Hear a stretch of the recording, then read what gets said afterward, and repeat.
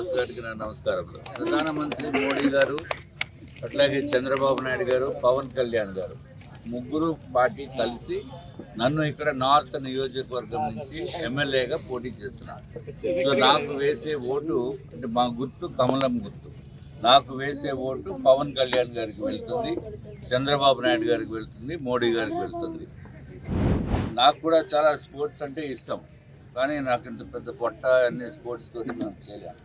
మీ coach లాగా మీలాగా మీరంతా చాలా అదృష్టవంతులు. చిన్నప్పటి నుంచి స్పోర్ట్స్లో ఉన్నారు. మంచి ఫిజికల్ ఫిట్నెస్ ఉండాలి, మీ మంచి భవిష్యత్తు ఉండాలి. నేను కూడా ఎప్పుడో చిన్నప్పుడు ఏదో ఆడిపోలేం, కానీ మాకు అప్పుడు ఇంత గ్రౌండ్స్ ఉండేవి కాదు. గ్రౌండ్స్ లేవు, ఏమీ లేనటువంటి పరిస్థితుల్లో మేము కూడా స్పోర్ట్స్లో పెద్దగా ముందుకు పోలేకపోయాం. మీకు అన్ని ఫెసిలిటీస్ క్రియేట్ చేయడానికి పూర్తి ప్రయత్నం చేస్తాము. ఇది కూడా కేంద్ర ప్రభుత్వ సంస్థ, ఇది రైల్వే గ్రౌండ్ ఇది, కానీ ఇది ప్రైవేట్ పరం చేసినట్టు రైల్వే సంతోషం. అందరూ మంచి బాగా అభివృద్ధి చెందాలి. మీరు చేయవలసిన పని ఏంటంటే మీ తల్లిదండ్రులకి చెప్పాలి.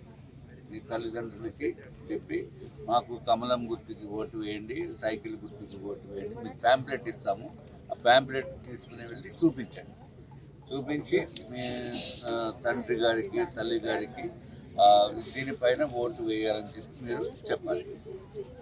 అర్థమైందా? మీకు పాలిటిక్స్ తెలియదు, కానీ మన జీవితము మన నెక్స్ట్ జనరేషన్ బాగుండాలంటే ఈ ప్రభుత్వం మారాలి. ఈ ప్రభుత్వం మారాలి అంటే మాకు ఓట్లు వేయాలి. ఇది ప్రజాస్వామ్యంలో ఎవరు ఎక్కువ మంది ఓట్లు వేస్తే వాళ్ళే గెలుస్తారు.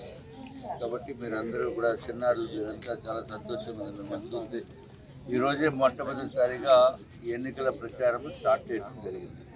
సో మీరందరూ మంచి అభివృద్ధిలోకి రావాలి, మంచిగా స్పోర్ట్స్లో ముందుకు వెళ్ళాలి. అట్లాగే చదువు కూడా బాగా చదువుకోవాలి.